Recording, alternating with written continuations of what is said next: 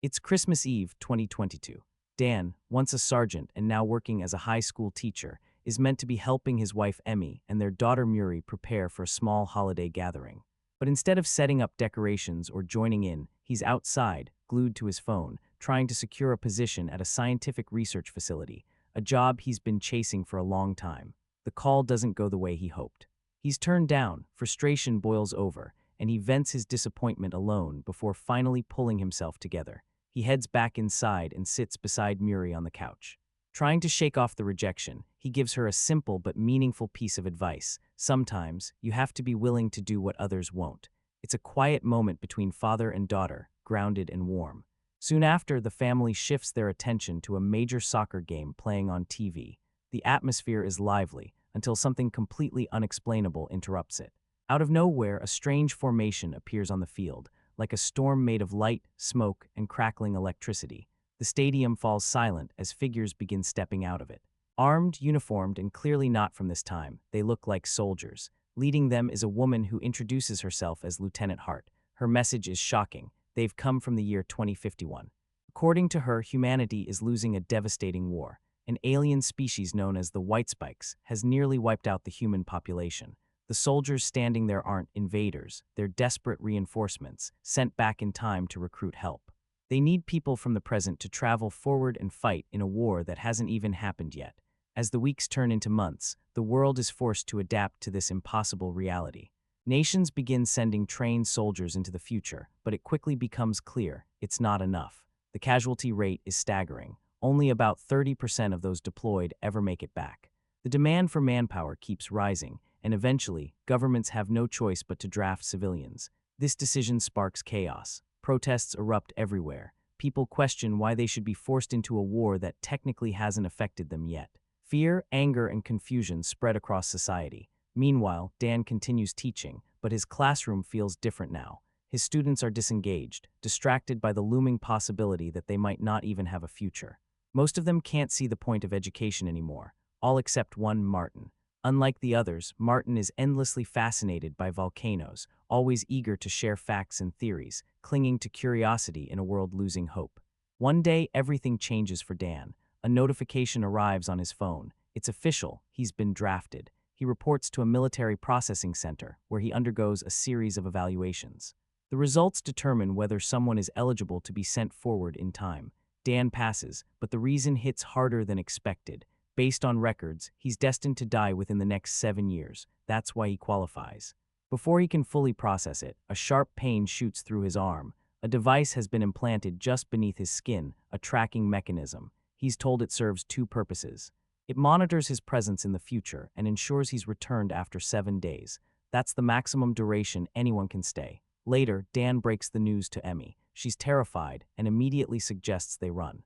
Leave everything behind and disappear. But Dan knows it's not that simple. The device in his arm makes escape nearly impossible. Desperate, Emmy urges him to reach out to the one person who might help, his estranged father, James.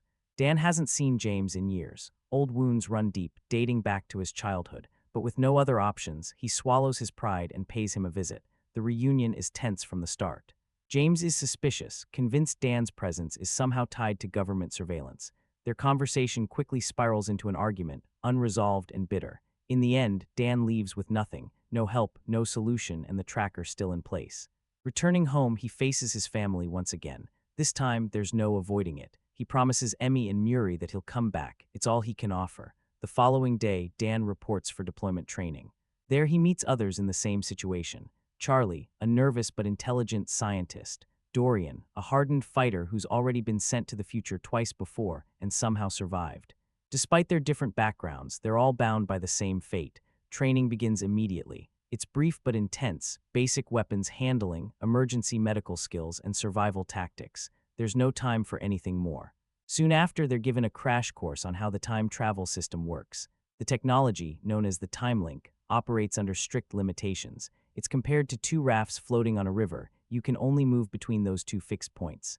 In this case, 2022 and 2051. Nothing in between, no adjusting timelines, no shortcuts. As they process this, the recruits try to get some rest in the barracks, but the calm doesn't last. Suddenly, alarms blare throughout the facility. It's happening, deployment time has come early. confusion spreads among the trainees. They were promised 7 days of preparation, but they're told the future doesn't work on a schedule. When help is needed, it's needed immediately. Moments later, they're assembled and directed toward the launch point. The time link activates, recreating that same swirling phenomenon seen at the soccer stadium. One by one, they're pulled into the vortex. Their destination is supposed to be Miami Beach in 2051, but something goes wrong. Instead of arriving safely on the ground, the group materializes high above the city, midair. There's no time to react. They plummet. Several are killed instantly upon impact, crashing into buildings below. It's chaos. A handful survive, including Dan, who narrowly avoids death by landing in a rooftop pool. He and the others scramble out, disoriented but alive.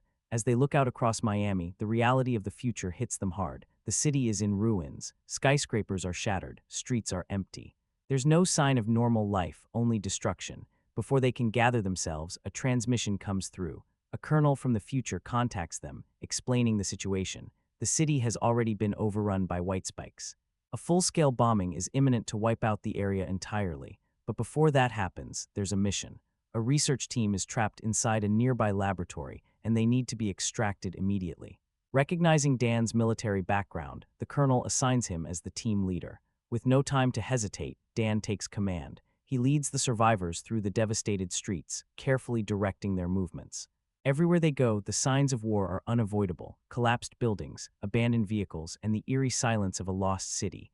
Eventually, they reach the lab. Inside, the atmosphere is unsettling. The place looks abandoned until they come across something chilling: a dead white spike. Up close, the creature is even more terrifying than imagined: massive, alien, and built for killing. Dorian, unfazed, breaks off one of its claws as a keepsake, proof of what they're up against. And this is only the beginning. Deeper inside the facility, they finally locate the research unit, but what they find isn't a rescue situation. It's a massacre. Every scientist is already dead, their bodies positioned in a way that makes it clear this was no accident. It's a setup, a trap. Over the comms, the colonel urgently instructs them to gather all research data and samples immediately.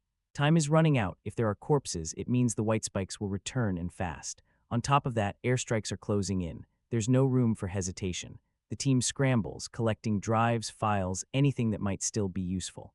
Once they've secured what they can, they begin moving toward the lower floors, trying to stay as quiet as possible. Every step echoes with tension. Then something shifts. One of the soldiers pauses, hearing a faint, unnatural sound above them. He slowly looks up, and that's when they see it for the first time: a white spike. It clings to the ceiling, its body tense and predatory. Before anyone can react, it lashes out, launching a sharp, bone-like spike from one of its tendrils. The projectile tears through one of the team members instantly. Panic erupts. The soldiers fire back, unloading round after round, but it quickly becomes clear their weapons aren't doing much. The creature's hide is incredibly tough. The bullets barely penetrate. Still, the impact slows it just enough for the group to retreat. They bolt down the stairwell, adrenaline surging, boots pounding against concrete, but the white spikes are relentless. More of them appear, cutting off paths, attacking from above and behind. Team members are picked off one by one, some killed, others dragged away screaming. Dan positions himself at the rear, holding the line so the others can keep moving. When his rifle proves ineffective, he grabs a fire axe and swings with everything he has. The blows barely make a dent. Just as it seems hopeless, Dorian steps in. Calm under pressure, he takes down one of the creatures and shouts out the key detail: their weak points. The neck, the abdomen, that's where they need to aim.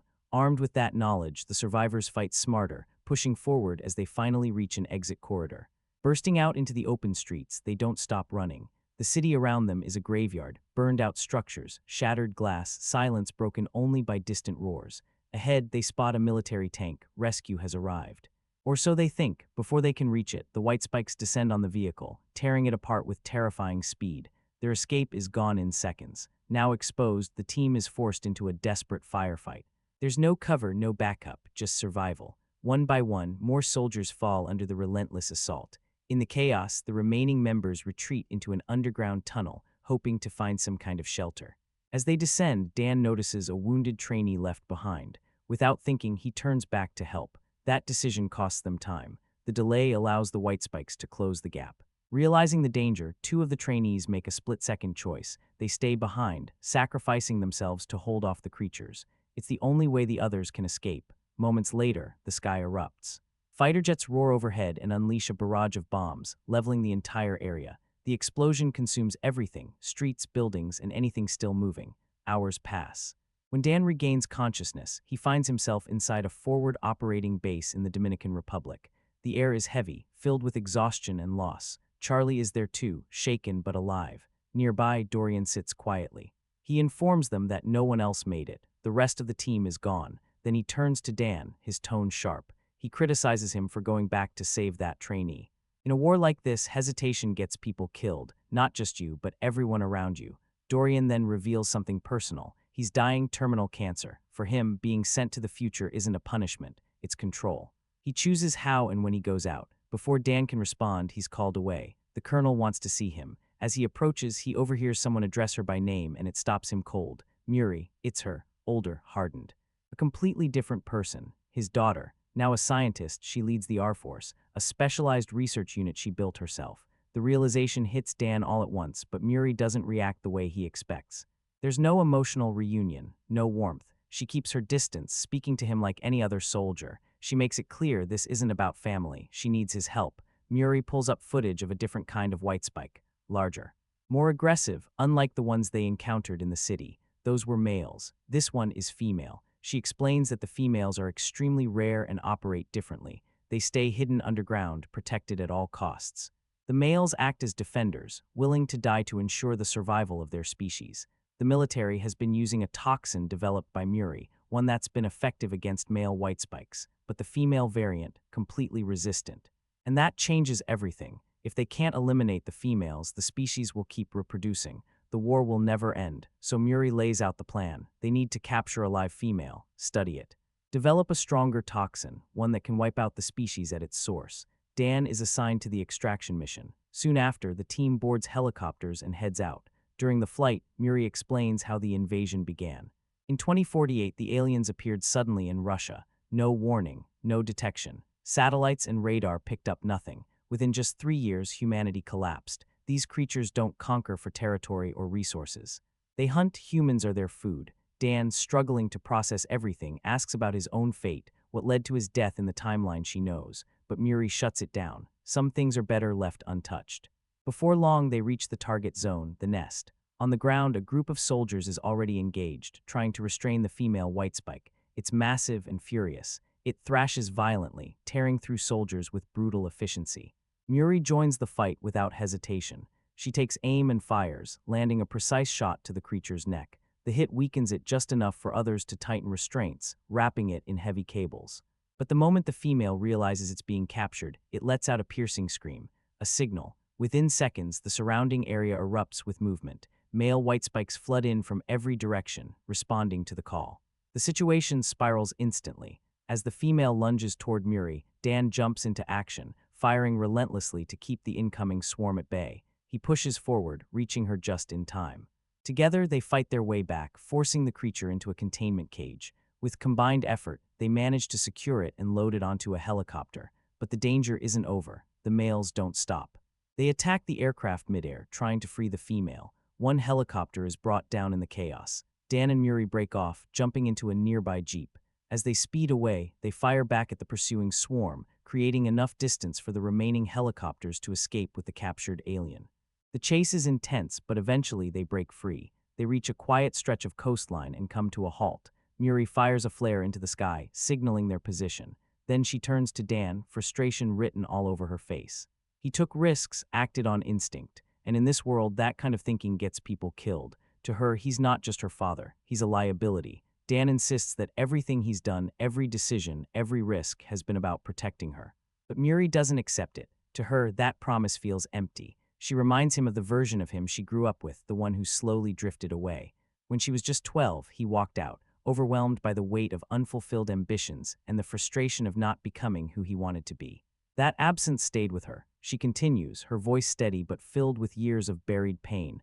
When she turned 16, Dan was involved in a car accident. She was there at the hospital, and she watched him die. The words hit him like a shockwave. Dan is left speechless, struggling to process the idea that he became the very thing he resented, just like his own father. In that moment, something clicks.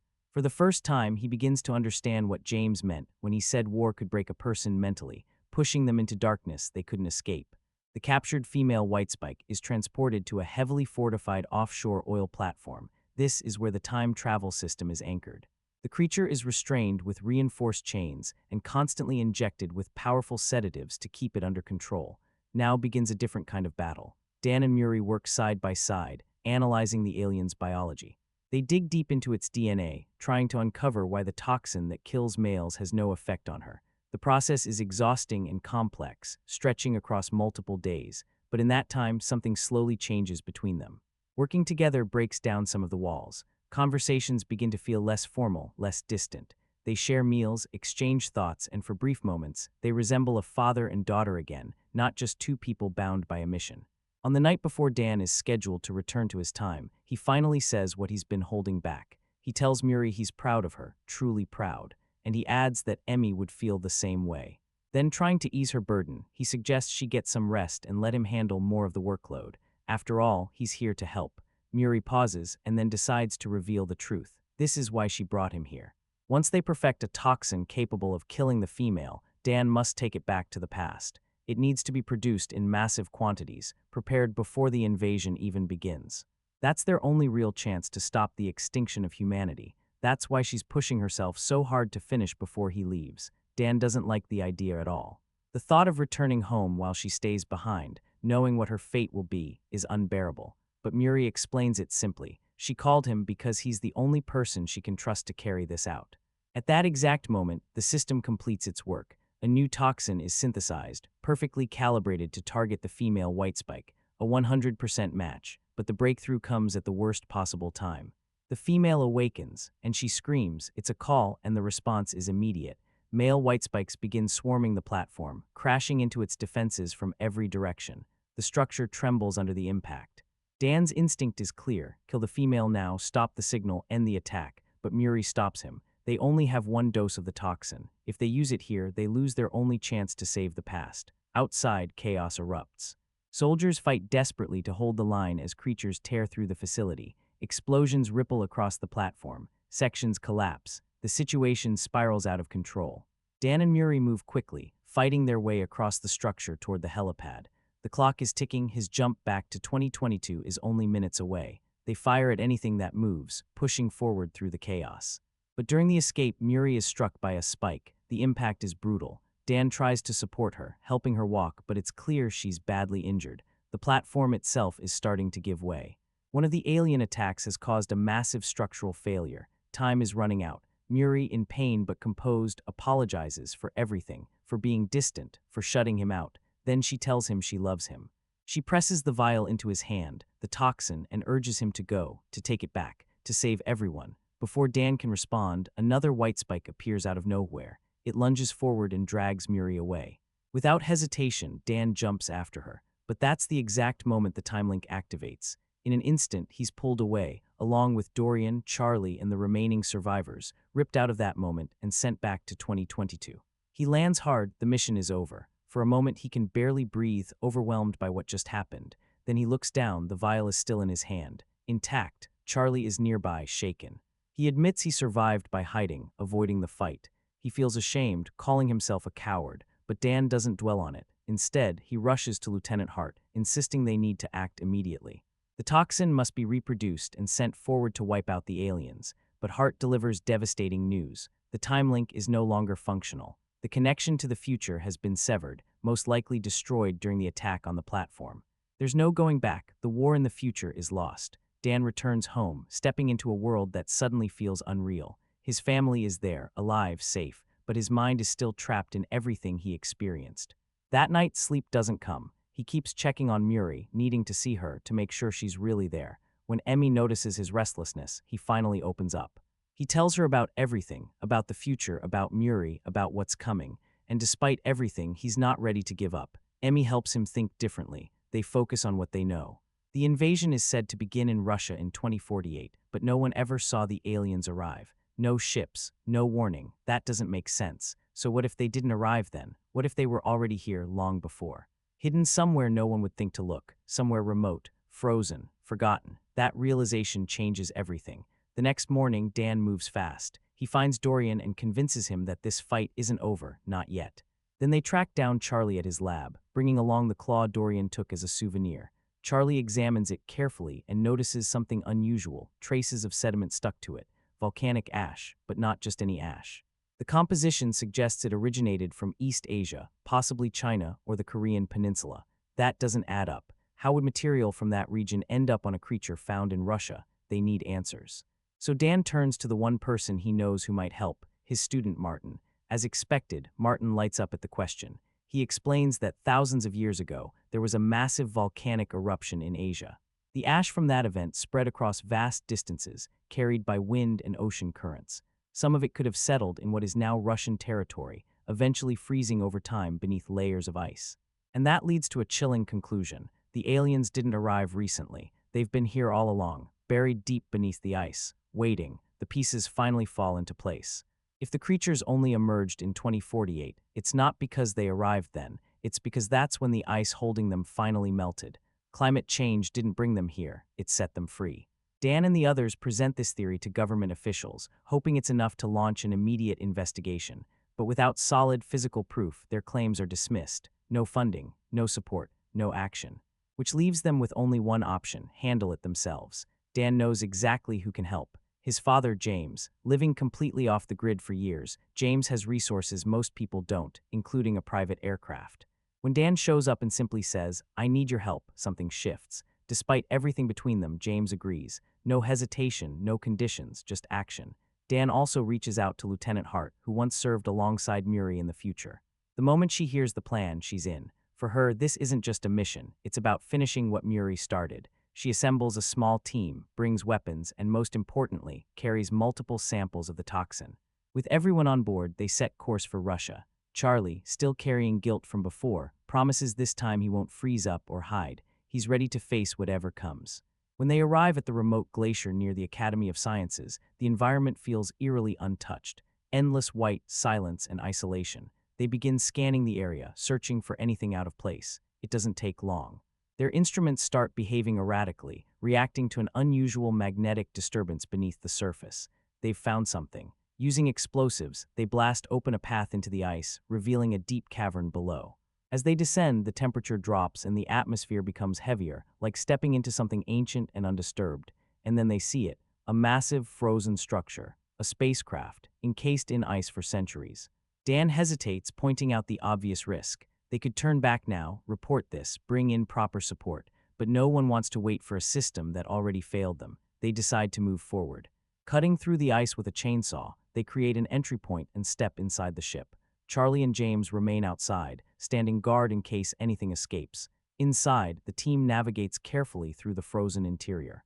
Eventually, they reach what appears to be the cockpit. It's clear this wasn't a landing. It was a crash, and Earth was never the intended destination. What surprises them even more is what they find next, the pilot. It's not a white spike.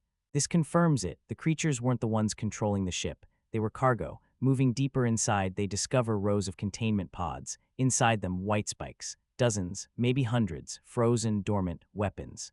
Engineered and transported by another alien species, designed for planetary invasion. Without wasting time, the team begins injecting the toxin into the pods. One by one, the creatures inside react, violent spasms, twitching, dying. The toxin works, but there's a problem. The dying creatures make noise, and that noise wakes the others. Pods begin cracking open, ice fractures. The remaining white spikes break free, fully alive and instantly aggressive. Chaos erupts inside the ship. The team opens fire, targeting weak points as best they can, but the confined space makes it difficult. Some creatures are killed, but others slip past, escaping into the cavern. Dorian quickly assesses the situation. There's no containing this. The only solution is to destroy the entire ship. He hands Dan the claw he once took as a trophy, a final gesture, and makes his decision. He'll stay behind and trigger the explosives. This is his choice, his ending. Outside, James opens fire on the creatures that emerge, holding them back. Nearby, Charlie struggles when his weapon jams, but instead of panicking, he grabs the chainsaw and fights head-on, tearing through the attackers with raw determination. Dan reaches the surface and warns everyone to retreat. Behind him, Hart and her team are overwhelmed by a massive wave of white spikes flooding out of the cavern. There's no more time. Dorian detonates the charges. The explosion tears through the ship, collapsing the cavern and destroying everything inside, including himself. He dies exactly how he wanted, on his own terms. Dan, Charlie, and James barely make it out in time, escaping the blast as the ground behind them caves in. But it's not over. James mentions something he saw, a white spike with a distinct red underside that managed to escape. Dan immediately understands. The female. They split up to track her down. Moments later, the queen locates a target and attacks, but it's a trap, a decoy, a snowman dressed in clothing, set up by James to mislead her. As she shifts her focus, James draws her attention, pulling her away. That's when Dan charges in, slamming into her with a snowmobile. The fight begins. Father and son stand side by side, firing in sync, forcing the creature toward the edge of a cliff. After a barrage of shots, they manage to knock her over, but they know better. She's not dead. Seconds later, she climbs back up angrier than before. She attacks again, separating them with force. A spike shoots out, striking Dan. The creature moves in to finish him, but Dan adapts. He grabs the very spike used against him and drives it into her mouth, creating an opening. James seizes the moment, swinging his axe and striking her face, damaging her vision. The queen thrashes wildly, disoriented. Dan takes his chance. He injects the toxin into her leg. For a brief second, it seems like it might work, but the creature does something horrifying. It tears off its own limb, cutting off the spread of the toxin. Now even more enraged, she lunges at Dan. Realizing this might be the end, he pulls out a grenade, ready to take her down with him. But before he can act, James steps in. Bleeding and wounded, he raises his arm, drawing the creature's attention with the scent of blood. It works. The queen turns toward him. Dan refuses to lose his father again. He charges forward, jumping onto the creature's back. With Dorian's claw, he slashes into her neck repeatedly, weakening her. Then, with one final move, he takes the last vial of toxin and forces it into her mouth. With all his strength, he kicks her off the cliff once more. This time, she doesn't come back. Her body crashes against the rocks below, lifeless. The threat is over. The next day, news channels across the world report a mysterious explosion in Russia, claiming it eliminated a dangerous alien presence. Governments rush to take credit, but the truth belongs to a small group of people who risked everything. Dan returns home, this time not as someone running from failure, but as someone who faced it, fought through it, and changed the outcome. He reunites with Emmy and Murie, holding on to them with a new sense of purpose. And for the first time, he brings James into that world, introducing him to his granddaughter. The past is no longer something to run from.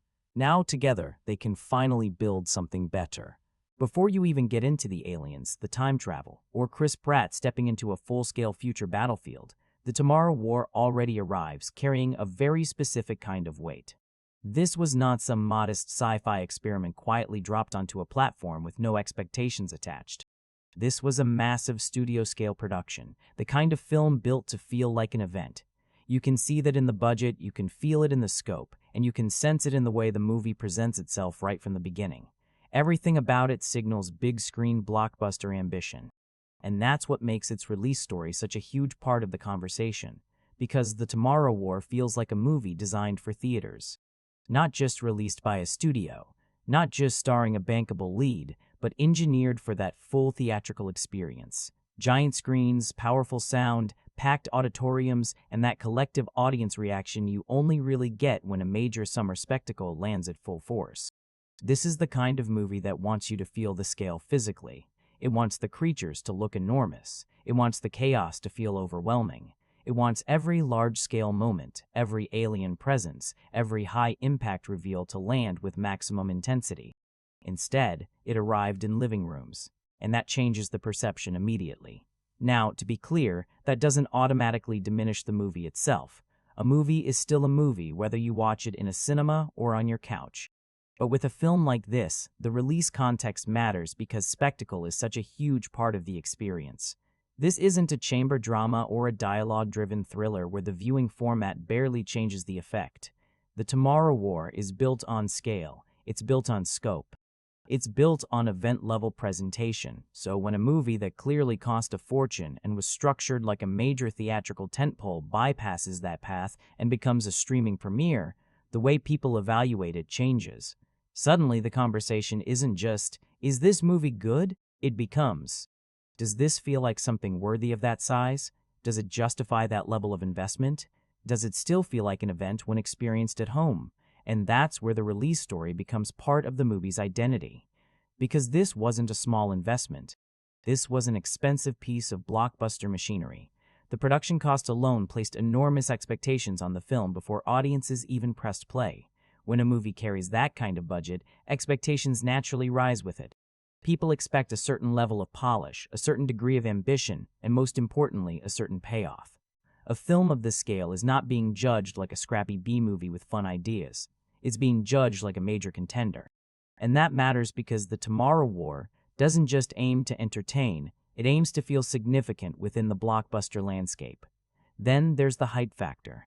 This was one of those high-profile streaming releases that arrived with a lot of attention around it. Big star, big concept, large-scale effects, substantial budget. The marketing positioned it like a major event, and in many ways that made sense. On paper, it has all the ingredients. Chris Pratt leading a futuristic alien conflict story with time travel, large-scale stakes, and a doomsday-style premise? That sounds exactly like the kind of project designed to dominate a summer release window. But when that kind of movie debuts through streaming, it creates a strange contradiction. Streaming gives it accessibility and instant reach, but it also changes how success is measured. A theatrical blockbuster has box office numbers, opening weekends, and a visible cultural footprint. A streaming blockbuster often has buzz, viewership claims, and platform-driven narratives about performance, but those numbers can feel less concrete, less definitive, less universally understood. And that's part of what makes The Tomorrow War such an interesting case. It's a movie with the presence of a theatrical giant and the distribution story of a streaming-era experiment. That tension hangs over the viewing experience. Because while watching it, you can almost feel the version of the film that was meant to overwhelm audiences on a giant screen. You can see where the resources went. You can see the ambition. You can see the attempts to build a modern sci-fi action spectacle large enough to spark conversation, maybe even a franchise. But at the same time, experiencing it at home inevitably changes the scale of that impact. The movie is still reaching for something enormous, but the environment around it becomes smaller, more casual, more fragmented. And that's why the release context isn't just background trivia. It becomes part of the film's identity. It shapes expectations, it shapes criticism, it shapes praise. For some viewers, the streaming release feels like a missed opportunity, a movie that could have delivered even more in a full theatrical setting. For others, the home release works perfectly, especially for a film that leans heavily into accessible entertainment. But either way, the release story is inseparable from the experience of the movie itself. Because The Tomorrow War doesn't arrive like a quiet sci-fi curiosity. It arrives like a movie that was built to be huge. And whether it fully lives up to that scale or not, that ambition is written all over every frame. Imagine you're sitting in your living room, watching a normal day unfold, and then suddenly, the future crashes into the present, not metaphorically, literally. In The Tomorrow War, the world doesn't slowly discover danger. It doesn't build toward a looming threat. It gets blindsided. Right in the middle of a global event, soldiers appear out of nowhere. Not from another country, not from another dimension, but from 30 years ahead. And they bring a message that hits with immediate impact. Humanity is facing a collapse in the years to come. Not struggling, not holding the line, completely overwhelmed. An alien presence has taken control of the future, and civilization is on the verge of disappearing. Society has broken down. The conflict is already happening, and it's already going badly. And here's the twist that defines the entire movie. The future doesn't simply ask for help, it recruits it.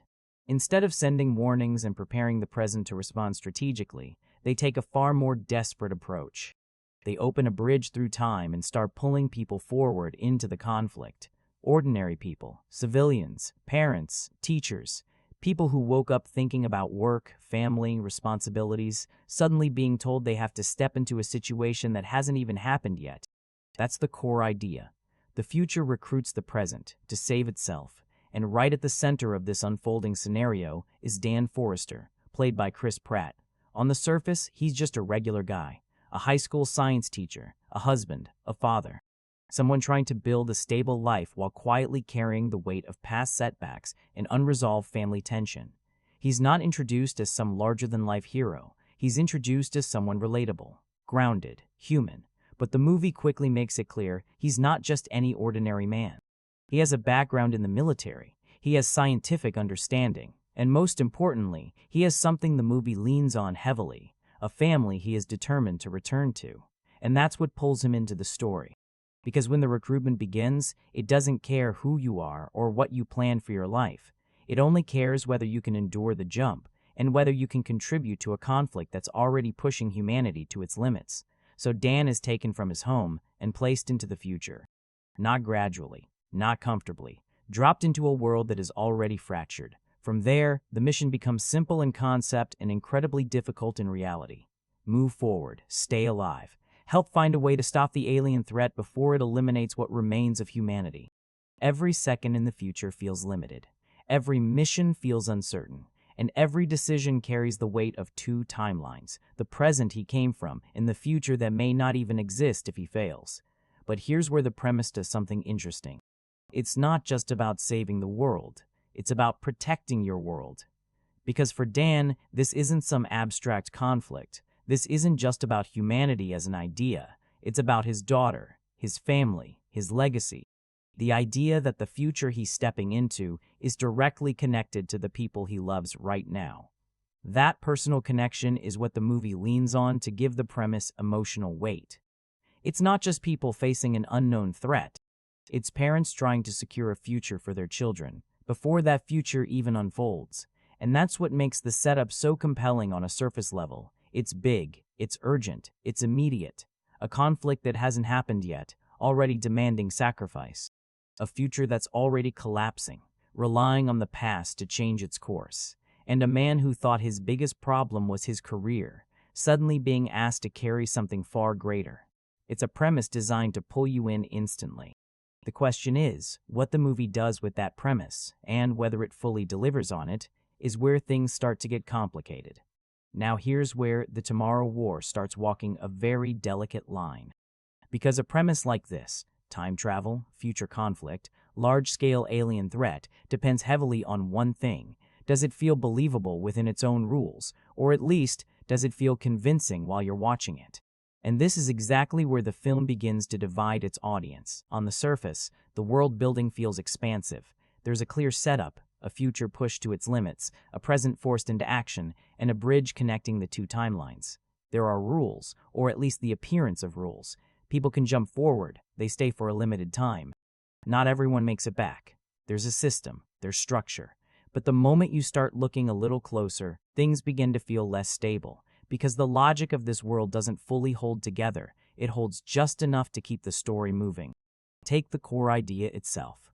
The future is losing a massive conflict, so instead of preparing the present to respond more strategically, they begin sending untrained civilians forward into a situation that's already collapsing. Think about that for a moment. Why send people into a future that's already on the edge, instead of using that knowledge to strengthen the present before things escalate? The movie offers an explanation, but it doesn't feel fully satisfying. It feels more like a quick justification to maintain momentum rather than something that truly holds up under deeper thought, and that pattern continues throughout the film. The time travel system itself feels both defined and strangely flexible. There are rules about who can go, when they go, and how long they remain there, but then situations arise where those rules seem to shift or adapt, depending on what the story needs in that moment. Major complications appear, like technical limitations or unexpected restrictions, and instead of becoming central plot points, they're resolved almost as quickly as they appear. It's as if the movie wants the structure of a carefully designed sci-fi world, without fully committing to maintaining that structure consistently. Then, you have the paradox element. Because once you introduce time travel, you introduce consequences. If the future changes, what happens to the present? If something is brought back, shouldn't that affect everything moving forward? If the outcome of humanity is already known, why isn't that knowledge reshaping every decision being made? These aren't minor details. These are the foundation of the entire concept. And yet, the film doesn't spend much time exploring them. Instead, it treats time travel more like a narrative device than a fully realized system, a way to place characters into high-pressure situations, a way to build urgency, a way to drive the action forward, but not something that needs to be perfectly structured or deeply examined. And this is where the audience splits, because if you're the kind of viewer who needs internal logic to stay consistent, this movie might frustrate you. The more you think about it, the more questions begin to surface, and eventually, those questions can start pulling you out of the experience. But if you're willing to adjust your expectations, if you accept that this isn't a film about the precise mechanics of time travel, but about the experience of being thrown into an overwhelming situation, then it begins to work. Because what the movie does well isn't explaining the system, it's using it. The time travel concept becomes less about scientific detail and more about emotional pressure. It creates urgency, it raises the stakes, it builds that constant feeling that everything is happening too quickly and becoming too overwhelming to fully process. And in a strange way, that sense of unpredictability becomes part of the experience. You're not meant to sit there mapping timelines and solving paradoxes. You're meant to feel what the characters feel: uncertainty, urgency, pressure. A world where the rules don't always feel clear because survival takes priority over understanding. That doesn't make the logic flawless, but it does make the movie engaging if you're willing to meet it halfway. Because The Tomorrow War isn't built like a precise sci-fi puzzle. It's built like a high-speed engine. And the faster it moves, the less time you have to notice what doesn't quite line up. It's using it. The time travel concept becomes less about science and more about pressure. It builds urgency. It raises the stakes. It creates that constant feeling that everything is happening too fast and becoming too overwhelming to fully process. And in a strange way, that sense of instability becomes part of the experience. You're not meant to sit there mapping timelines and solving paradoxes. You're meant to feel what the characters feel: uncertainty, urgency, pressure. A world where the rules don't always feel clear because survival takes priority over understanding. That doesn't make the logic flawless, but it does make the movie engaging if you meet it halfway. Because The Tomorrow War isn't built like a precision sci-fi puzzle, it's built like a high-speed engine, and the faster it moves, the less time you have to notice what doesn't quite lines up. Now let's talk about the elephant in the room, but here's where The Tomorrow War adds a bit more depth. Dan isn't just a random civilian. He has a military background. He has experience in high-pressure situations. And on top of that, he has a scientific mindset. That combination matters, because it means when he's placed into the future, he's not completely out of his depth. He's not just reacting. He's adapting, thinking, adjusting, contributing. And gradually, the movie starts to shift your perception of him. He stops feeling like a familiar archetype and starts feeling like someone who actually fits into this situation. Now, does the film fully build on that potential? That's where opinions begin to split, because on one side, you have viewers who genuinely connect with Dan. They invest in his journey. They feel the pressure he's under. They understand what's driving him, not just humanity as a whole, but his daughter, his future, his need to make a meaningful impact. For them, Dan works. He's not perfect. He's not larger than life. He's just human enough to make the story land. But then there's the other side, and for them, Dan never fully breaks away from that familiar structure. They see the blueprint. They recognize the pattern. The family man turned reluctant hero. The emotional arc that feels expected. And at times, that emotional weight doesn't land as strongly as it could, especially in the quieter moments where the film asks for vulnerability. Because here's the thing about a character like Dan, it's not enough for him to be capable. He has to feel authentic when the story slows down, when the action pauses, when the intensity fades, when it's just him facing his past, his fears, his family. And in those moments, the film doesn't always give him enough depth to fully carry that emotional weight. So you end up with a character who works extremely well in motion, moving forward, adapting, surviving, but feels slightly underdeveloped when the story asks for deeper emotional complexity. And yet, even with those limitations, Dan Forrester still anchors the movie. Because at the end of the day, this isn't a story about a flawless hero. It's about a man placed into an overwhelming situation, trying to become the person he needed to be before time runs out. He's not the most original character in sci-fi, but he's effective, he's engaging. And in a movie this large, this fast-moving, this filled with spectacle, sometimes that's enough. Because as long as you believe in him just enough, you'll keep following him. And that's all the movie really needs. Strip away the aliens, strip away the time travel, strip away the large-scale set pieces, and at its core, The Tomorrow War is about something much more personal: fathers and the impact they leave behind. Because beneath all the spectacle, this isn't just a story about saving the world. It's a story about trying to repair a broken chain before it repeats itself. At the center of that chain is Dan Forrester. On one side, he's a father, someone who loves his daughter, wants to protect her, and believes he's doing everything right. On the other side, he's a son, carrying the emotional weight of a father who walked away. And that's where the film finds its emotional core. Because this isn't just about confronting an alien threat in the future. It's about a man trying to avoid becoming the same kind of father he once struggled to understand. That fear runs through everything, every decision, every sacrifice, every moment where Dan is forced to face not just the conflict around him, but the person he is becoming. And then, the movie does something that resonates more than expected. It connects that past directly to the future. Now suddenly, this isn't just about what Dan was, it's about what he could become, and that's a powerful idea. Because the future in this film doesn't just represent collapse, it represents consequence. The idea that the choices you make today don't just affect your life, they carry forward, into your children, into their lives, into a future you may never even witness. That's where the father-daughter dynamic comes in. For some viewers, this is where the movie truly connects, because it takes all that scale, the conflict, the creatures, the global stakes, and anchors it in something deeply human, a father trying to protect his child across time itself. There's something inherently emotional about that.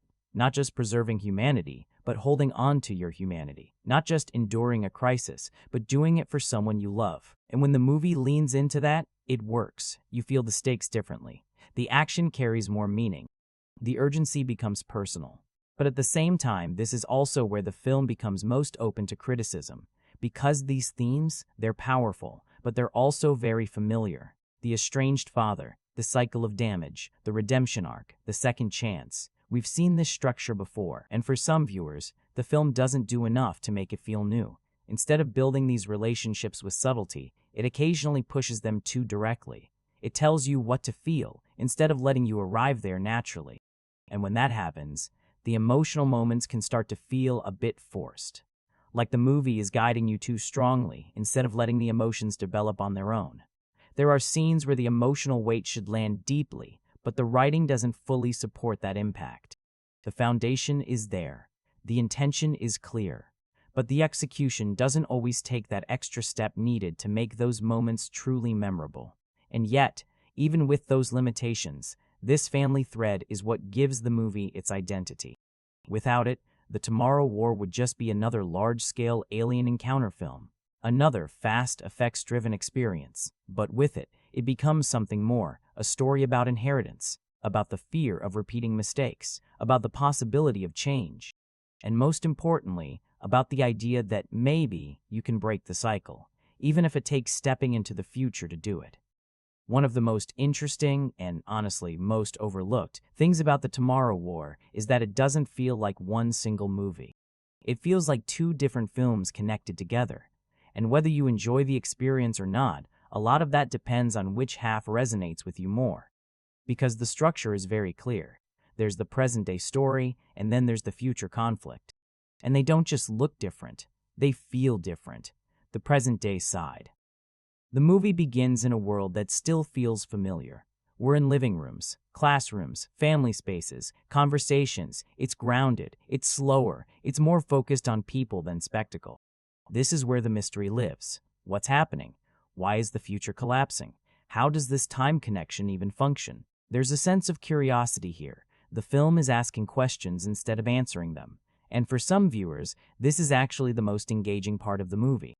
Because it's not just about action, it's about setup, it's about ideas, it's about anticipation. There's tension, not from large-scale moments, but from uncertainty. And this is also where the emotional groundwork is laid.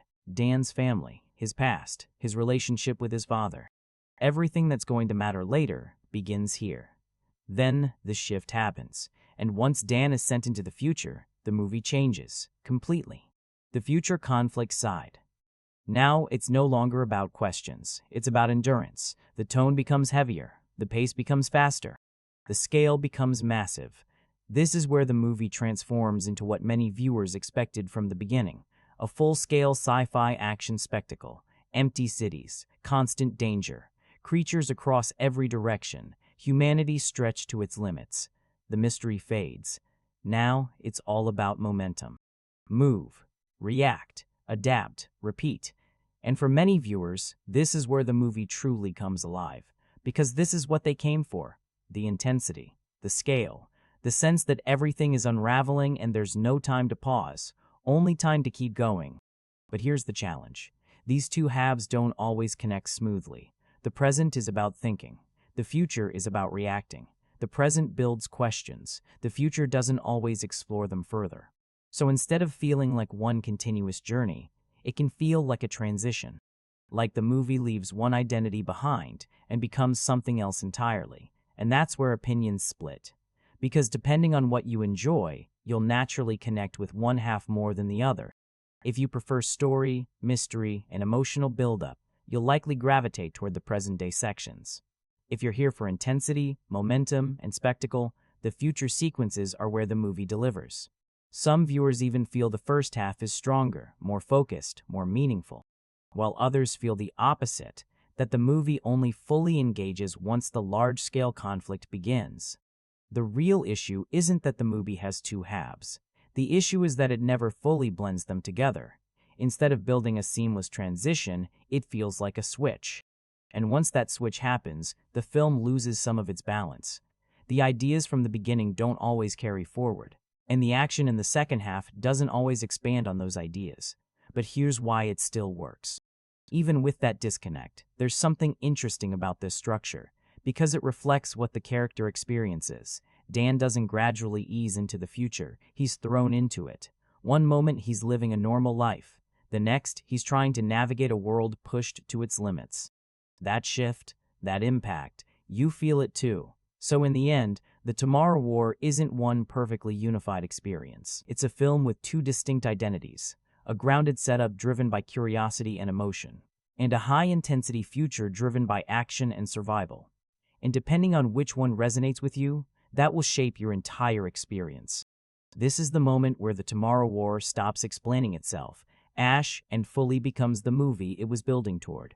Because once Dan steps into the future, everything changes. No more setup, no more gradual build, no more unanswered questions waiting in the background. Now it becomes simple. Endure. You're placed into a world that's already fractured. Not on the edge, not about to collapsed. Cities are empty, resources are stretched thin, humanity is running out of options, and the most important thing, you can feel it. This isn't a heroic battlefield where everyone believes victory is certain. This is a situation that already feels overwhelming, and that changes everything. Because now, every mission carries weight, every step forward feels temporary, every plan feels uncertain. Every confrontation feels like it's buying time, not necessarily changing the outcome. And that's what gives this part of the movie its energy. It's not about victory, it's about holding on. The structure becomes very direct. You're sent into dangerous territory, you're given a task. You try to complete it before everything falls apart, and something almost always goes wrong. Teams get separated, plans break down, safe zones don't stay safe. There's a constant sense that no one is fully in control, and that unpredictability, that's where the tension comes from. But what really drives this section isn't just the action, it's the pressure. Because you're not operating in the present, you're operating in a future that has already paid the cost, a future where the consequences have already unfolded, and you're trying to navigate what remains. That creates something powerful, a feeling that everything is happening too late, that you're not preventing disaster, you're stepping into it, and hoping there's still something left to protect. This is also where the movie finds its rhythm. Fast, relentless, focused. The pacing tightens. The stakes become immediate.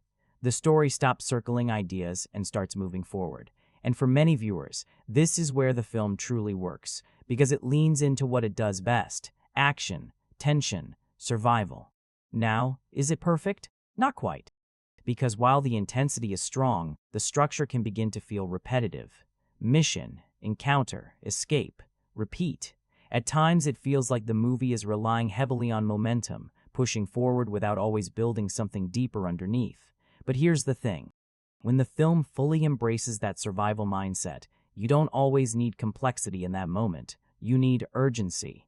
You need to feel like the characters are barely making it through. You need to feel like the world around them is closing in. And when the Tomorrow War captures that feeling, it becomes gripping. You're not focused on small inconsistencies. You're not analyzing every detail. You're simply watching people try to endure in a world that offers no guarantees. And that's why this section matters so much. Because it's the part of the movie where everything becomes real. Not logically, not scientifically, but emotionally. A future where hope is fading. A situation that already feels overwhelming. And a group of people placed into it with no time to fully understand, only time to keep going. Every great sci-fi action film depends on one thing it cannot afford to get wrong: the threat. Because no matter how strong your central character is, no matter how ambitious your story is, if the danger doesn't feel convincing, nothing else holds. And in the Tomorrow War, that responsibility falls on one element: the white spikes. These aren't slow-moving, distant creatures. They don't linger in the background waiting for the perfect moment. They don't give you time to prepare. They arrive quickly, with intensity and precision. From the moment they appear, the movie establishes one thing clearly: this is not a threat that can be handled easily. It's something that overwhelms. They move like predators. They operate in groups. They don't hesitate. They don't slow down. And that's what makes them effective. Because the tension isn't just about what they are, it's about how they behave. They're aggressive, they're resilient, they're powerful, and they don't just engage, they pursue. You don't get clean, controlled confrontations, you get chaos. You get people trying to hold positions that constantly shift. You get moments where everything changes in seconds, and visually, they deliver. The design stands out enough to feel distinct, something unfamiliar, something unsettling, something that feels genuinely threatening in motion. The way they move, the way they strike, the way they dominate the frame, it all works in the moment, and that's important, because these creatures are the reason the future feels broken. They're not just part of the story, they drive it. They are the reason humanity is struggling. They are the reason the situation feels overwhelming. They are the force behind every major sequence. But here's where it becomes more layered. As effective as they are on the surface, they also raise questions. Where did they come from? How did they arrive? Why do they behave the way they do? How intelligent are they? And the film doesn't fully explore those questions. So what you're left with is a threat that's incredibly effective in the moment, but less defined when you step back. And once again, this is where the audience divides. For some viewers, that doesn't matter at all. They don't need deep explanations. They just need the creatures to feel dangerous. And the white spikes absolutely deliver that. But for others, that lack of deeper context makes them feel slightly incomplete, like they're missing that extra layer that could have made them truly iconic. Not just something to face, but something to fully understand. Still, there's no denying their impact, because whenever the white spikes appear, the movie sharpens, the tension rises, the pace accelerates, the stakes become immediate. You stop analyzing, you start reacting, and that's the key. They may not be the most deeply explored creatures in sci-fi, but they are effective. They create tension, they create urgency, they create chaos. And in a movie like this, that's exactly what they need to do. Because at the end of the day, the white spikes aren't there to explain themselves. They're there to remind you that this is a situation humanity is not fully prepared for. In a movie this large, this intense, this filled with movement and spectacle, it's easy to overlook something important. You still need characters you care about. Because no matter how engaging the action is, if the people at the center feel flat, the entire experience starts to feel empty. And that's where the Tomorrow War leans heavily on its cast. Chris Pratt as Dan Forrester. Let's start with the center of it all, Chris Pratt. Because this movie doesn't just need him to appear, it needs him to carry everything: the action, the emotion, the story itself. And in many ways, he does. Pratt has that natural screen presence, that easy, relatable energy. You believe him as a father. You believe him as someone trying to keep his life together. And when the intensity increases, you believe him as someone capable of adapting and enduring. But here's where it becomes more complex, because this role asks for more than just charisma. It asks for vulnerability.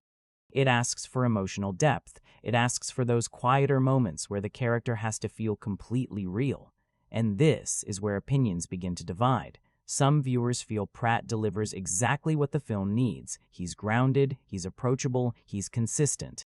He keeps the story moving forward. Others feel like he doesn't fully reach that deeper emotional level, that when the film asks for something more exposed, something more raw, he doesn't quite go all the way. So what you end up with is a performance that works best in motion, adapting, reacting, pushing forward, but feels slightly more limited when the story slows down. Yvonne Strahovski. This is where the film gains strength, because Yvonne Strahovski brings something the movie really benefits from. Weight. There's a seriousness to her performance, a sense that she understands the stakes beyond just the action, and when she's on screen, the film feels more grounded, more focused, more emotionally anchored. Many viewers point to her as one of the standout performances, and it's easy to understand why. She adds depth in moments where the script doesn't always provide it on its own. J.K. Simmons. Then there's J.K. Simmons, and honestly, he does what he always does. He elevates everything around him. He doesn't need extended screen time. He doesn't need long monologues. His presence alone adds intensity, adds history, adds something authentic. And the surprising part? You find yourself wishing there was more of him. Because every time he appears, the movie sharpens. Supporting cast. The rest of the cast plays an important role as well. They bring energy, they bring humor, they keep the film from becoming too heavy. Some characters land more effectively than others, some feel memorable. Others feel more like part of the larger system, there to keep the story moving forward. But overall, the ensemble does its job. They fill out the world, they support the action, they give the movie life in between the larger moments. The bigger picture. And this is really what it comes down to.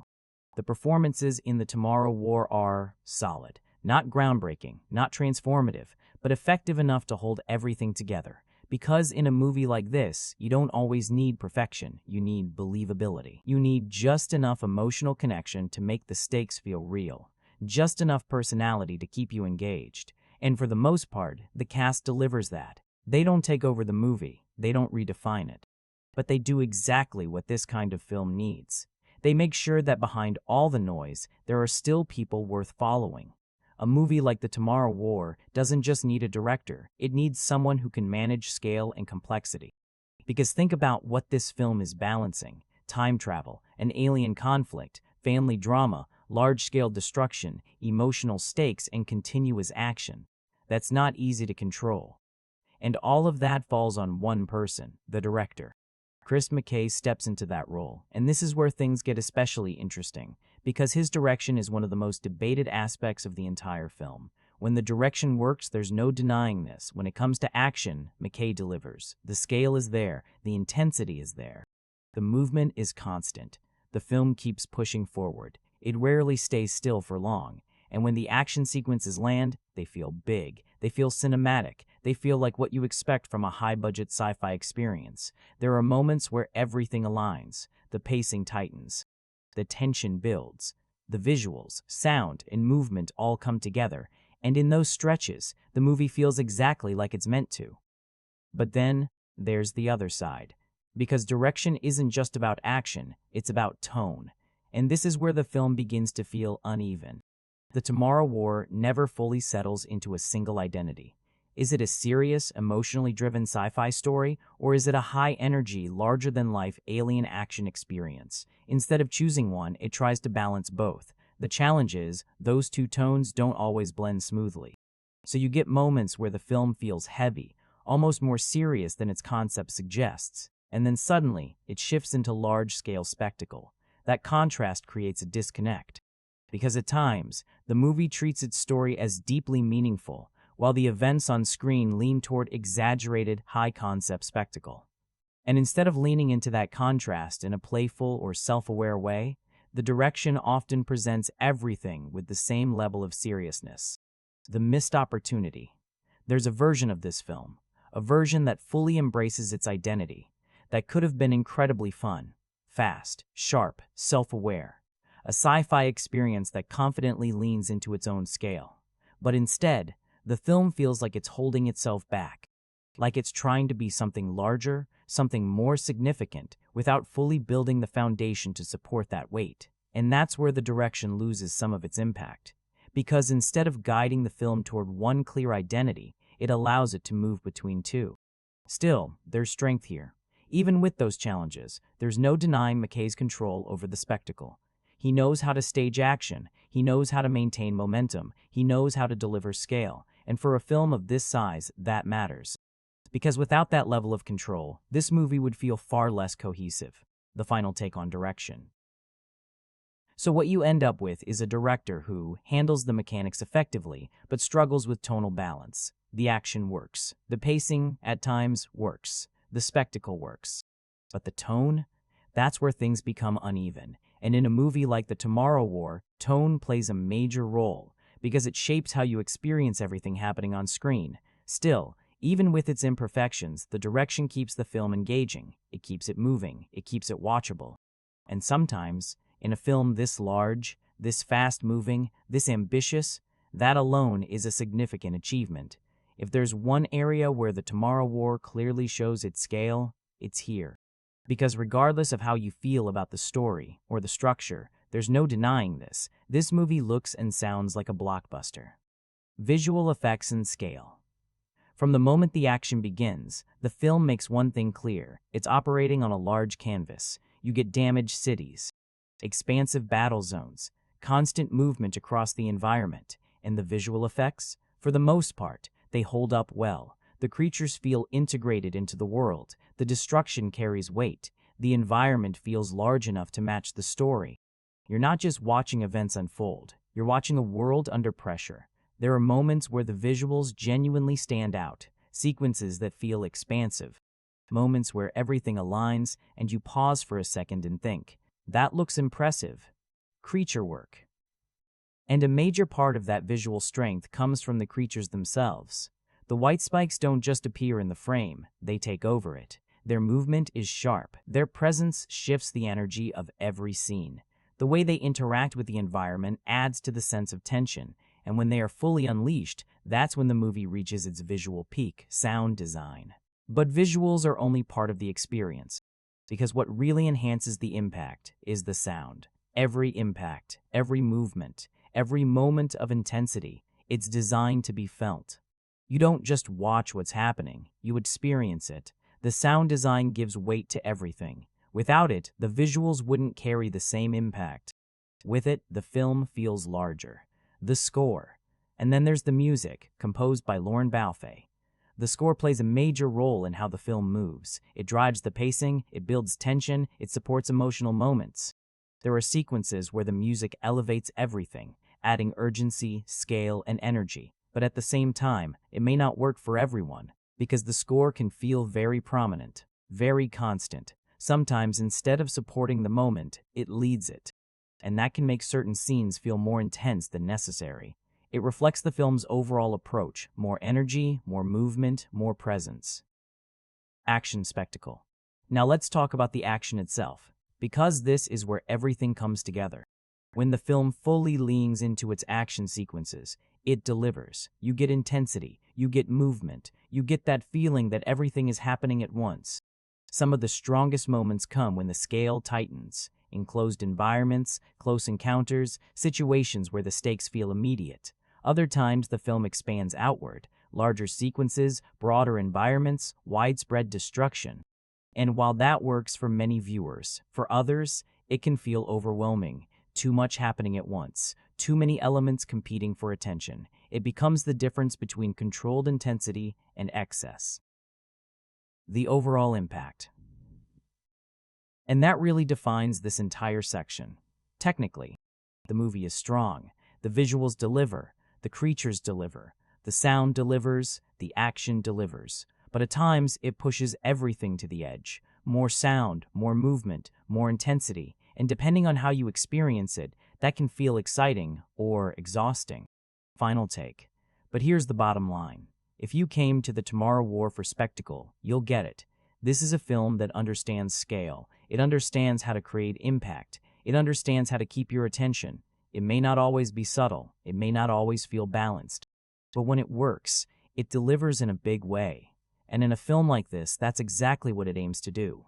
If The Tomorrow War has a driving force, it's the action. Everything in this film, the story, the characters, the world building, all lead to this. Because in the end, the movie depends on one question: does the action deliver? The first impact, and when it begins, you feel it immediately. There's no gentle transition, No slow escalation. You're dropped straight into intensity. People suddenly entering active conflict zones. Cities already in ruin. Creatures appearing from every direction. It's immediate, it's aggressive, and it tells you right away this isn't going to be a calm, controlled experience. Scale versus control. Now here's where things get interesting. Because the film operates on two very different levels of action, large scale and close range. On one side, you have the expansive sequences, massive destruction, large groups of creatures, entire environments breaking down. These scenes are designed to overwhelm you, to make everything feel huge, unpredictable, and unstable. And for many viewers, this is exactly what they're looking for. It's loud, it's chaotic, it's intense, it feels like a full-scale conflict. But there's a trade-off, because sometimes that scale becomes too much, too many moving elements, too much happening at once, too much competing for attention. Instead of feeling controlled, it can start to feel scattered, where the action really works, and then you have the other side. The smaller, more focused sequences, tight environments, close encounters, moments where it's simply about getting through the situation. This is where the movie often feels strongest, because the action becomes clearer, you can follow it, you can feel the tension more directly. Instead of chaos everywhere, it's pressure in one place, and that makes it more intense. You're not observing from a distance, you're inside the moment, the repetition factor.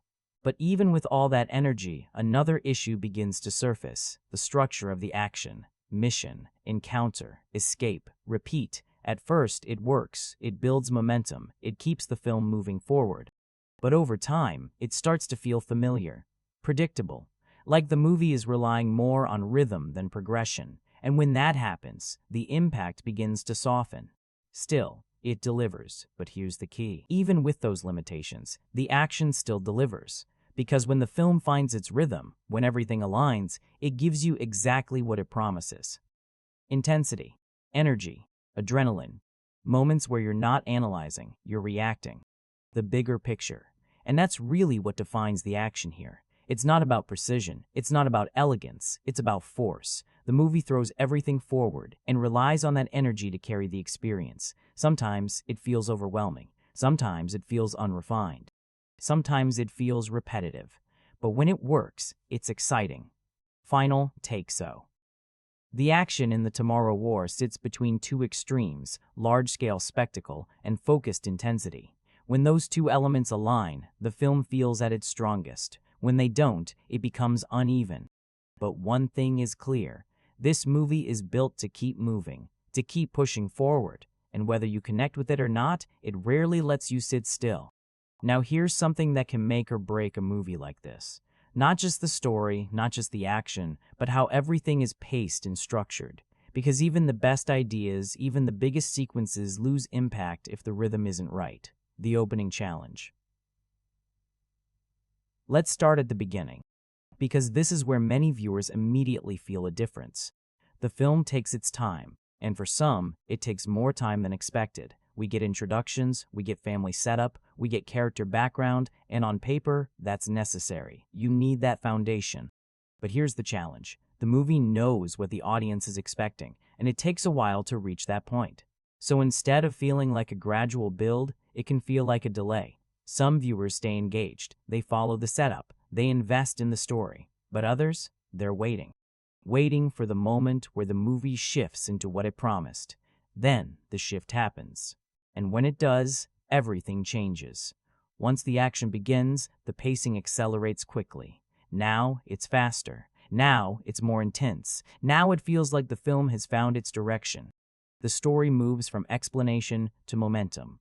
And for many viewers, this is where the movie truly comes alive, the middle stretch. But then something else happens. After that initial surge of energy, the pacing begins to fluctuate. You get moments of high intensity, followed by slower sections. And that back and forth creates an uneven rhythm. It doesn't always flow smoothly. It doesn't always feel seamless. At times, it feels like the movie is pushing forward and then briefly stepping back. The length factor. And this leads to one of the most common observations, the runtime. This is a movie where you begin to notice its length, not because nothing is happening, but because certain sections feel extended. Scenes that could be tighter, moments that could be trimmed. sequences that could conclude earlier. They gradually build into a feeling of stretch, the natural ending feeling. But the most talked about issue isn't just the length, it's where the film chooses to conclude. Because there's a moment, a very clear moment, where it feels like the story has reached a natural resolution. The emotional arc is there, the action has peaked, the payoff feels complete, and then the movie continues. It adds another segment, another layer, another extension, and for some viewers, that additional section reduces the impact. Instead of ending at its peak, it moves beyond it. But not everyone feels that way, to be fair. Not everyone sees this as a drawback. Some viewers feel the pacing keeps them engaged throughout, that the runtime moves quickly, that the structure works for the kind of experience the film is aiming for. And that's because when the action connects, when the tension holds, when the spectacle works, you don't focus on the structure, you're simply along for the ride. The real issue. So the pacing conversation isn't just about speed or length, it's about consistency. The film shifts between slower setup, high-intensity movement, slower again, then fast again, and those transitions don't always feel deliberate. Final take.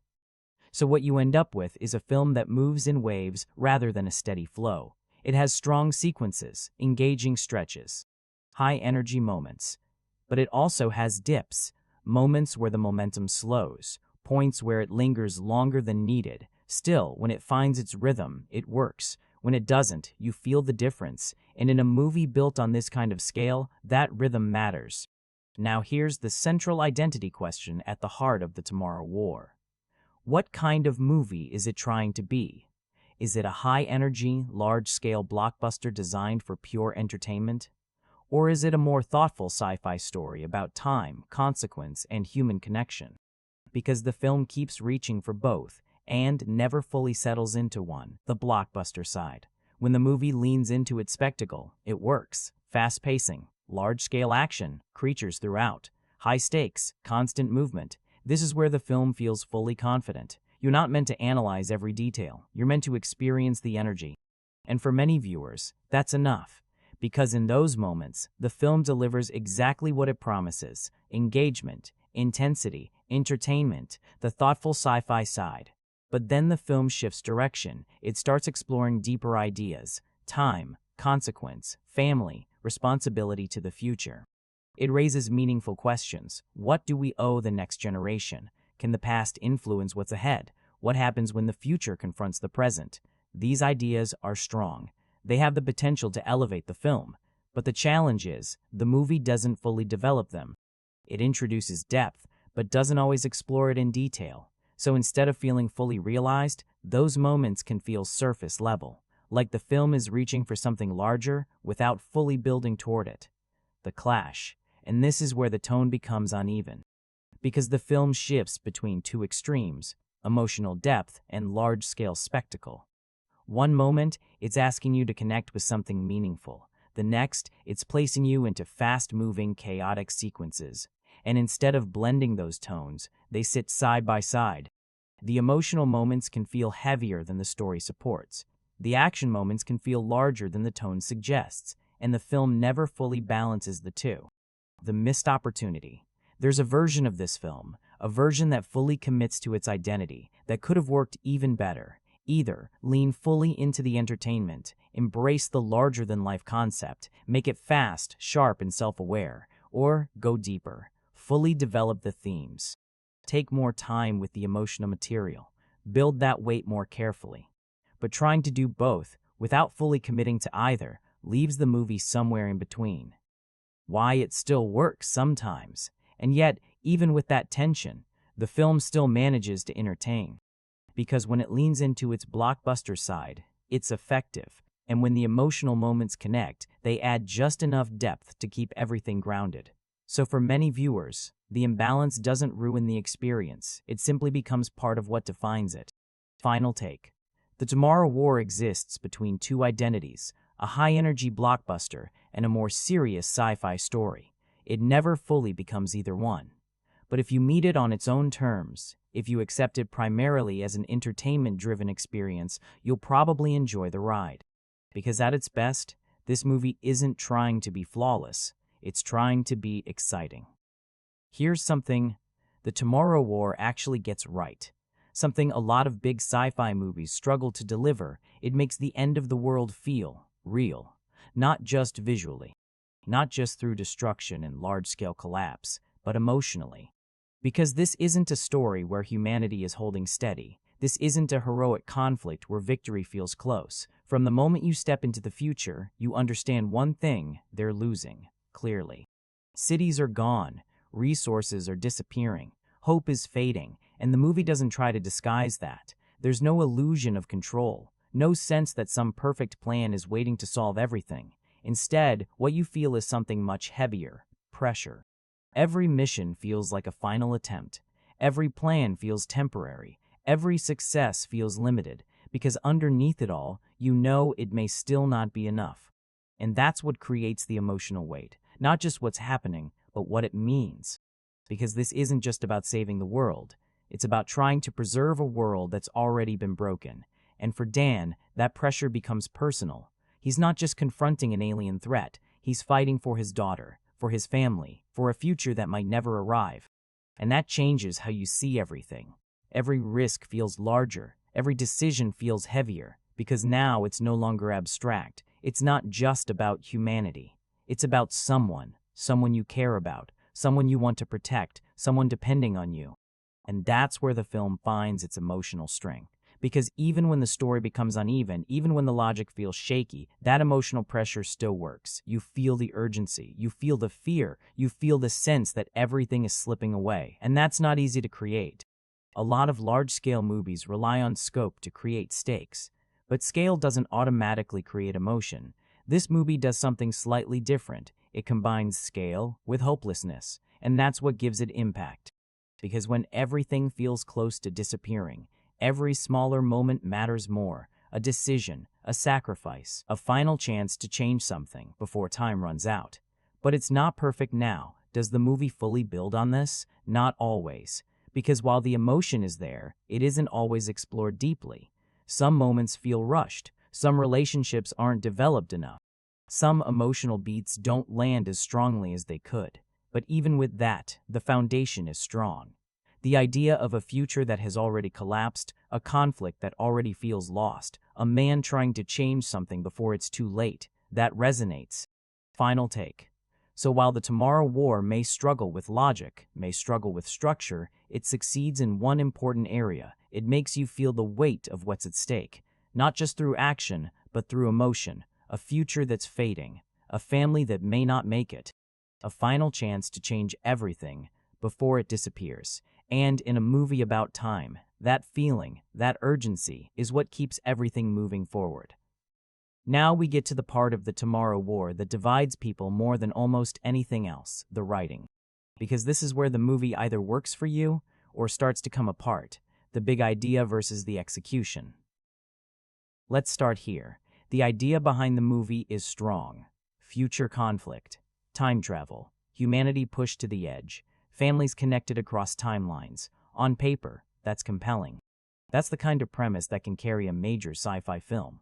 But here's the issue. Having a strong idea is not the same as executing it effectively. And this is where the film begins to feel uneven. The structure of the writing. The screenplay feels like it's handling too much at once, without fully developing any one part of it. It introduces major concepts, but doesn't always explore them. It sets up important ideas, but doesn't always follow through. There are moments where the story feels rushed, moments where it feels stretched, and moments where it seems to move past details that actually matter. So instead of feeling tightly focused, the writing can feel inconsistent. The dialogue challenge. And then there's the dialogue. This is where the criticism becomes more pointed. Because in a movie built around such large stakes, you expect the conversations to carry more weight. You expect emotion. You expect lines that stay with you. But a lot of the time, the dialogue feels basic. Sometimes it works. Simple, direct, functional. But other times, it feels flat, predictable, even a little awkward. Lines that should carry emotional force don't always land. Moments that should feel authentic can feel pushed. And in some cases, the dialogue comes across as overly explanatory, as if it's telling you what matters, instead of letting the scene reveal it naturally. The divide. Now this is where opinions separate, because not everyone sees this as a major problem. Some viewers feel the writing does exactly what it needs to do. It tells the story clearly. It keeps things moving.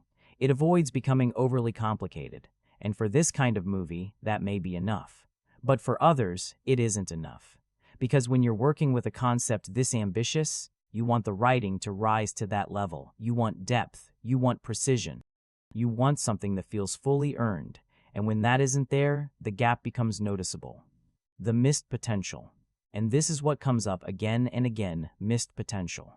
The movie has the ingredients, the concept, the scale, the emotional core, but the writing doesn't always combine them in the strongest possible way. It feels like there's a stronger version of this story hidden within the same framework, a version that's tighter, smarter, more impactful, but the version we get only reaches part of that potential. Final take.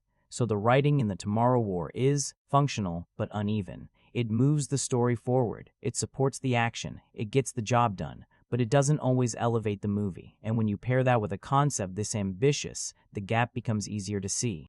Because the movie isn't short on ideas, it's short on the execution needed to fully realize them. And that's what keeps it from becoming something truly exceptional. Still, if you're here for the spectacle, the writing probably won't stop you. But if you're here for something more layered, this is where the film starts to lose some of its hold. Now here's something you might not expect in a movie about a collapsing future, alien threats, and humanity pushed to the edge: humor. But The Tomorrow War doesn't just include it, it relies on it. Because in a story this heavy, you need breathing room. You need moments where the tension lifts, where the audience can reset, even briefly. And that's where the comic relief comes in. Why the humor exists. Let's be clear, the humor in this movie isn't random. It serves a purpose. When everything around you is chaos, when the stakes are this high, a little humor can actually make the experience feel more believable. Because people don't stop joking when things get serious. Sometimes, they joke even more. It's how they cope. It's how they handle fear. It's how they get through pressure. And in that sense, the humor fits. When it works, there are moments where the comic relief genuinely lands. Quick lines, awkward reactions, characters trying to process the absurdity of what's happening. And when it lands, it adds personality. It makes the characters feel human. It keeps the film from becoming too heavy or overwhelming.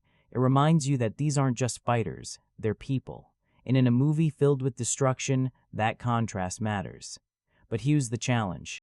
Just like many other elements in this film, the humor is inconsistent, because sometimes it doesn't feel natural, it feels placed in, predictable, like it's following a familiar pattern. You know the type, the quick-witted side character, the sarcastic comment in the middle of tension, the joke that interrupts a serious moment, and instead of adding to the scene, it pulls you out of it.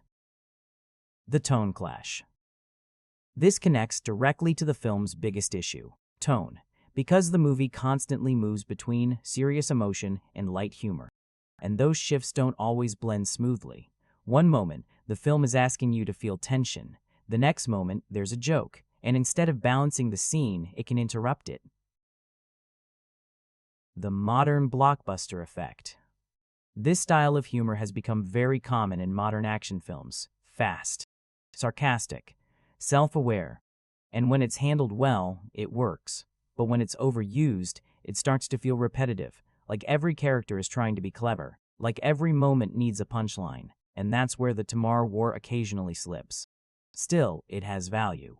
Even with those inconsistencies, the humor still serves an important purpose, because without it, this movie would feel much heavier, much darker, much more intense, and that might actually make the experience less enjoyable. The humor keeps things moving, keeps the tone lighter, keeps the film accessible. Final take. So the humor in The Tomorrow War is mixed. When it works, it adds personality, balance, and humanity. When it doesn't, it feels forced and disrupts the tone. But overall, it's part of the film's identity. Because this isn't just a serious sci-fi story, it's a blockbuster. And like most blockbusters, it wants you to enjoy the ride, even when everything on screen feels like it's falling apart. Here's where The Tomorrow War becomes very easy to understand. Because when you break it down, the movie is built on a clear contrast, technically strong, narratively uneven. The technical side. Let's start with what the film does well. From a production standpoint, this is a large-scale project. The visuals are polished, the effects are impressive, the action is expansive, the sound design is impactful, the score keeps everything moving forward. You can see where the resources went. Every frame aims to feel large, every sequence aims to feel impactful, and for the most part, it succeeds. When you experience it purely as spectacle, it delivers. The kind of film where you sit back, relax, and let the experience carry you, the narrative side. But then there's the story, and this is where things become less consistent. Because while the movie looks like a blockbuster, it doesn't always feel structured like one. The ideas are there: time travel, future conflict, family stakes, human survival. But the execution, that's where it becomes uneven. Plot points that raise questions but don't fully resolve them. Concepts that are introduced but not explored in depth. Emotional beats that feel rushed or underdeveloped. And over time, those gaps become noticeable. The imbalance. And this is the central issue. The film is stronger in how it presents things than in what it's actually communicating. It's more confident in its visuals than in its storytelling, more focused on delivering moments than building a fully cohesive narrative, and that creates an imbalance. Because the technical side keeps drawing you in, while the narrative side occasionally pulls you out. Why it still works. But here's the interesting part.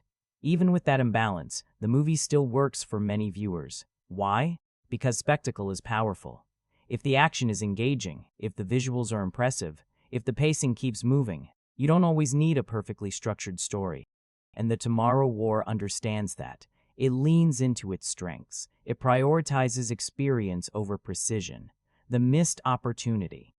At the same time, it's hard to ignore what it could have been, because the foundation is strong, the concept is compelling, the emotional core is present. If the narrative matched the technical level, this could have been something much more impactful. But instead, you get a film that feels divided, one side delivering spectacle at a high level, the other side trying to keep up. Final take. So when you look at The Tomorrow War as a whole, it becomes clear it's a technically impressive film with a narratively inconsistent core, and whether you enjoy it or not depends on what you value more. If you prioritize story, logic, and depth, you'll notice the weaknesses. If you prioritize action, scale, and entertainment, you'll likely have a strong experience. Because in the end, this is a movie that knows how to show you something big, even if it doesn't always communicate something deeper. Every movie like this builds toward one moment, the payoff. All the action, all the setup, all the emotion, it all leads to the ending. And this is where The Tomorrow War makes one of its most noticeable and most debated choices. The first climax. Because there's a point where it genuinely feels like the movie has reached its conclusion. The stakes have peaked, the emotional arc has landed, the story feels complete, and if it ended there, for many viewers, it would have worked. It would have felt focused, complete, well-timed. But then, it continues. Instead of stopping, the film extends the story. Another phase. Another mission. Another confrontation. And this is where reactions begin to differ. For some viewers, this extended ending feels unnecessary, like the film has already delivered its core message and is now going beyond it. The emotional impact begins to soften. The pacing slows. And what could have been a strong conclusion feels slightly diluted. For others, this final stretch adds value. It brings the story back to the present. It connects the narrative more completely. It provides a more resolved ending. Instead of stopping early, it completes the arc. The final confrontation. And when the story reaches its true climax, the film fully commits. A final confrontation. Eye tension. Everything at stake. This is where the action, characters, and narrative all come together. And in terms of spectacle, it delivers. It's intense. It's dramatic. It matches the scale of the film. But the same issues remain. Even here, the same challenges remain present. Some moments feel slightly forced. Some developments feel convenient. Some emotional beats don't land as strongly as they could. And the internal logic, still not entirely consistent. But at this stage, the film isn't focused on logic. It's focused on delivering a final experience, a final push, a final sense of payoff, the emotional resolution. Beyond the action, the ending aims to provide closure for the characters, for the relationships, for the overall story. And while it may not land perfectly, the intention is clear: to return to what mattered from the beginning, not just saving the world, but protecting what's personal. Final take. So the ending of the Tomorrow War is ambitious, but uneven. It gives you scale, it gives you action, it gives you resolution. But it also extends slightly beyond its strongest point. For some, that reduces the impact. For others, it completes the journey. But either way, it reflects the film as a whole, large, entertaining, imperfect. And whether it fully satisfies you or not, it leaves you with something to think about. Now let's look at something that sits quietly in the background of the Tomorrow War, but becomes hard to ignore once the story ends. Is this the beginning of something larger? Or is it a one-time experience that ends here? Because everything about this movie, the scale, the concept, the structure of the story, it doesn't feel like just a standalone film. It feels like something that could expand. The setup for expansion. At its core, the premise is built for continuation, time travel, a global-scale conflict, an alien threat that reshapes humanity. These aren't small ideas. They're not limited to one story. They open doors. What else happened in that future? What other regions were facing the same situation? What other consequences ripple through time? The film doesn't fully explore all of that, but it hints at it, and those hints matter because they create space for more stories, more perspectives, more expansion. The unanswered questions. Effect throughout the movie, there are elements that feel unfinished, not necessarily in a negative way, but in a way that suggests there's more to uncover: the origins of the threat, the deeper mechanics of the timeline, the broader scale of the conflict. These aren't fully resolved, and whether intentional or not, that leaves room for continuation. But here's the reality. Just because a movie can become a franchise doesn't always mean it should. Because for a franchise to work, you need more than just a large concept. You need a clear identity, memorable characters, a world audiences want to return to. And this is where things become uncertain. The strength versus the limitation. On one hand, the film has scale, it has spectacle, it has a concept that can support multiple stories. On the other hand, it struggles with consistency. The writing isn't always strong enough. The world building isn't fully developed. The characters, while effective, don't always reach that iconic level, and those are the elements that sustain a long-term series. The streaming factor. There's also another layer to consider: how the film was released. As a major streaming title, it doesn't depend on traditional box office performance. Instead, its success is measured through viewership, engagement, audience response.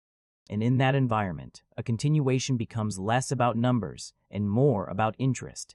Do viewers want more of this story? Do they feel connected enough to return? The potential path. If a sequel were to happen, there's a clear direction it could take. Expand the world. Answer the open questions. Refine the story. Strengthen the writing. Take what worked and build on it, because the foundation is there. It just needs to be more defined. Final take. So the franchise potential of the Tomorrow War is real but uncertain. The movie has the scale to continue. It has the concept to expand, but it also has limitations that would need to be addressed, because if it continues in the same way, it risks repeating the same issues. But if it evolves, if it sharpens its identity, if it builds on its strengths, then maybe this isn't just one story. Maybe it's the beginning of something larger. Or maybe it's exactly what it needed to be: a one-time, large-scale, high-energy experience. Underneath all the spectacle, all the creatures, all the time travel elements, the Tomorrow War is quietly exploring something bigger. Something that goes beyond just survival. Because when you step back from the surface, there are themes running through the story that keep returning. Not always fully developed, not always deeply explored, but clearly present. Responsibility across generations. One of the strongest ideas in the film is this: what do we owe the future? The entire premise is built on it. People from the future don't just send warnings, they ask for help, and that changes the perspective. Instead of wondering what's coming next, the future is already dealing with the consequences of what has already happened. It creates a powerful tension, because now the question isn't just survival, it's responsibility. Are we accountable for what happens next? And if we are, can we actually change it? The cycle of family and inheritance. Then there's the personal version of that same idea, the relationship between parents and children. Not just in terms of care, but in terms of influence. What gets passed down? What gets repeated? What remains unresolved? The film keeps returning to this idea that the past doesn't stay behind, it carries forward, and if it's not addressed, it becomes the future. That's where the emotional weight comes from, not just saving the world, but changing a pattern. Hope versus inevitability.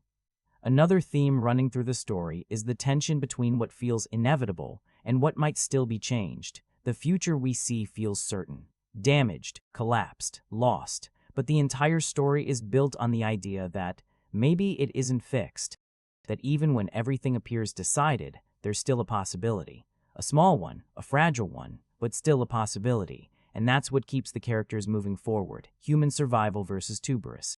Human meaning. There's also a quieter question underneath everything. What does it mean to survive if everything meaningful is gone? Because the future in this film isn't just dangerous, it's empty, and that absence matters. It's not just about staying alive. It's about what you're staying alive for. Family, connection, purpose. Without those, survival starts to feel incomplete. Fear of collapse. And finally, there's a broader concern running through the story. The idea that everything we rely on can fall apart. Not slowly, not gradually, but suddenly. Society, structure, everyday life, gone. And that idea feels familiar, because even though the film uses science fiction elements, the underlying concept is much closer to reality. The future isn't guaranteed, and what we do now matters. But here's the reality. Now, does the movie fully explore all of these ideas? Not completely. It introduces them, it touches on them, it suggests something deeper. But it doesn't always go far enough, and that's where some of the frustration comes from, because you can see the potential. You can feel what the film is trying to express, but it doesn't fully commit. Final take. So the themes in the Tomorrow War are present, but not fully developed. They add weight to the story, they give it meaning beyond the action, but they don't fully define it, and in the end, they become part of the film's identity, a movie that has something to say, even if it doesn't express it as strongly as it could. And in the end, they become part of the film's identity, a movie that has something to say, even if it doesn't express it as strongly as it could.